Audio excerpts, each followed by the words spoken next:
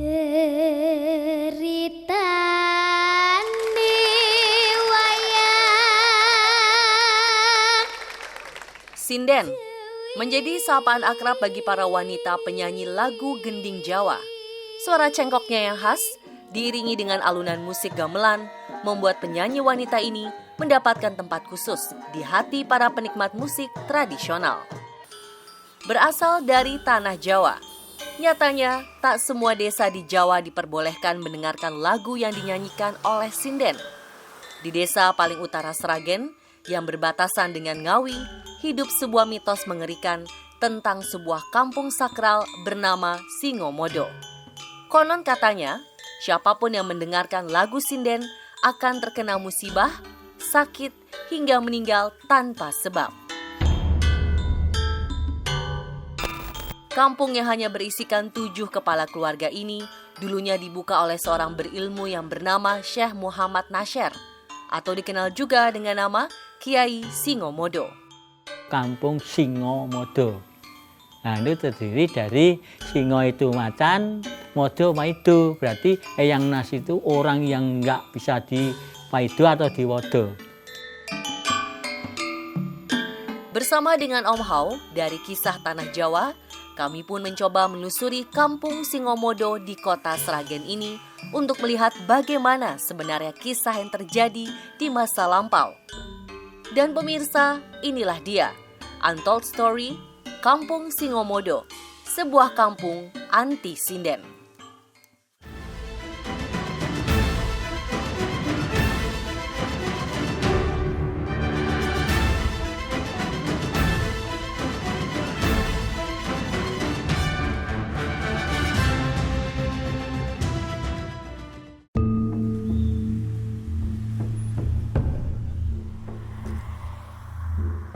Berjarak 45 km dari Kabupaten Sragen, tim on the spot membutuhkan waktu sekitar 1,5 jam dari Solo untuk mencapai kampung anti-sinden ini.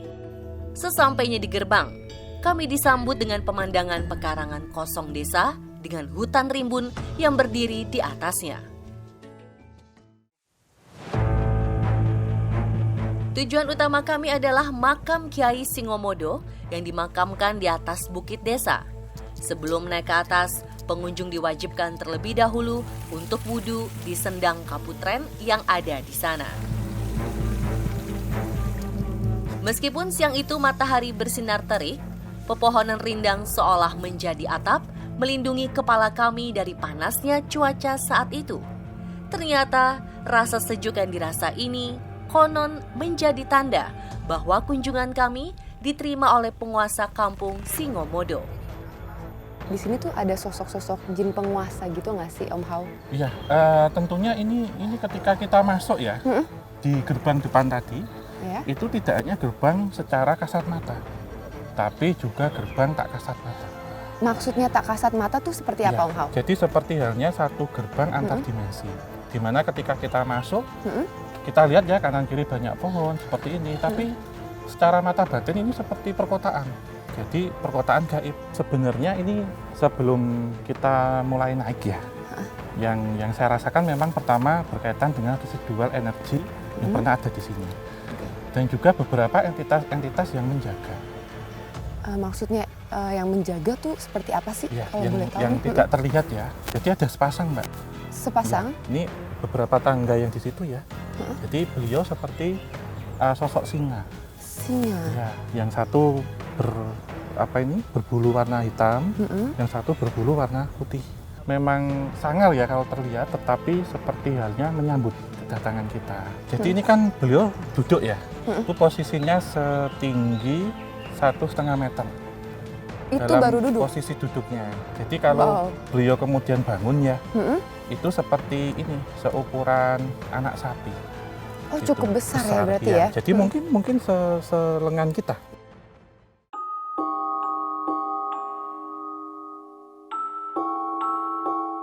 Sebelum tiba di makam Syekh Nasir, kami harus menaiki 94 anak tangga. Tangga ini sendiri dibuat untuk meluhurkan salah satu tokoh wali dari Keraton Kasunan Surakarta Hadiningrat ini. Setibanya di atas, tampak makam Syekh Nasir diletakkan dalam sebuah ruangan kayu yang ditutup oleh pagar stainless. Di sana juga kami bertemu dengan juru kunci makam Syekh Nasir, yakni Mbah Slamet, yang telah menjaga makam Eyang Nasir selama kurang lebih 26 tahun.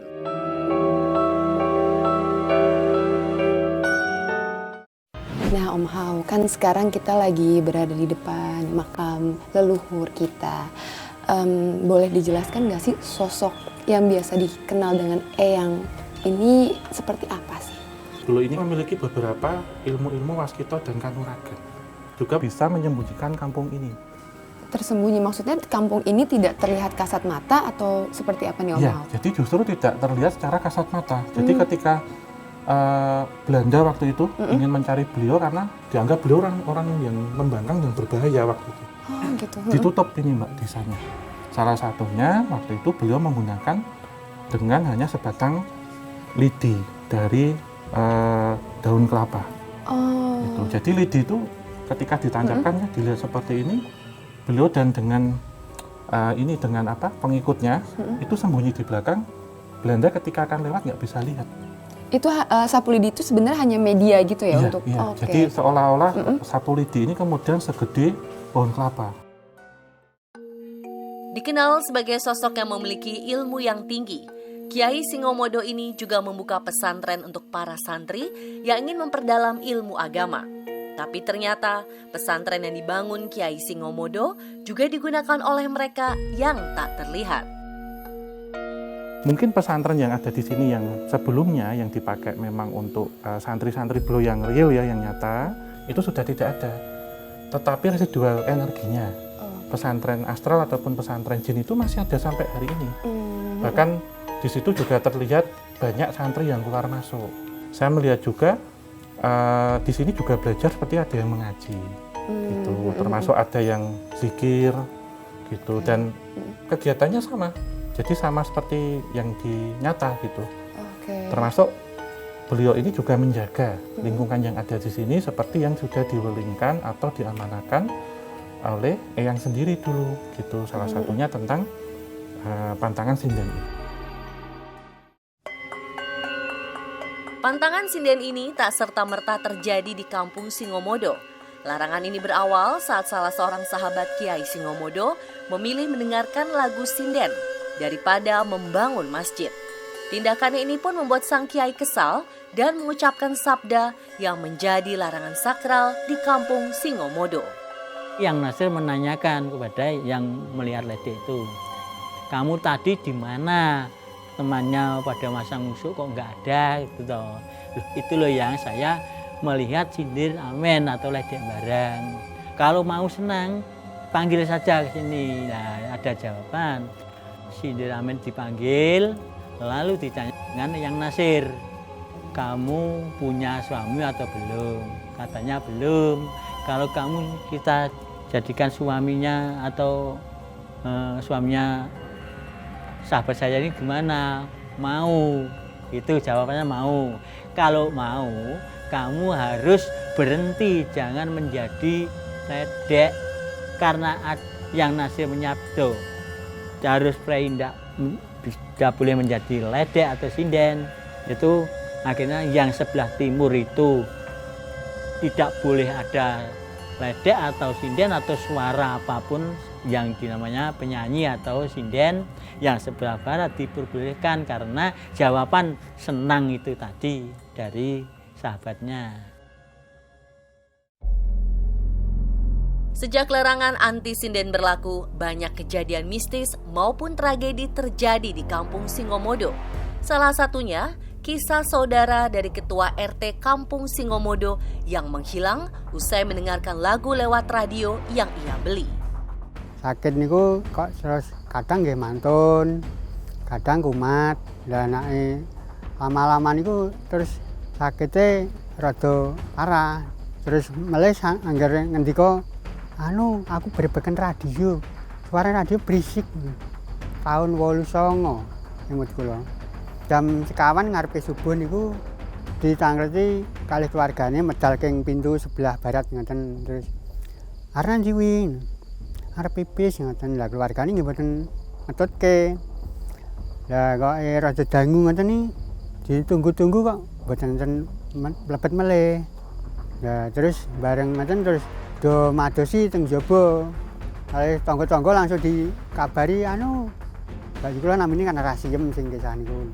Dangu-dangu dipadosi nggih mboten enten sing manggihke. Nggih dugi sepriki niki nggih mboten karuan kesah ten pundi.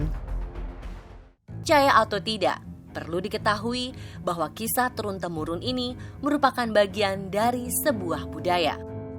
Terus saksikan informasi menarik lainnya hanya di On The Spot.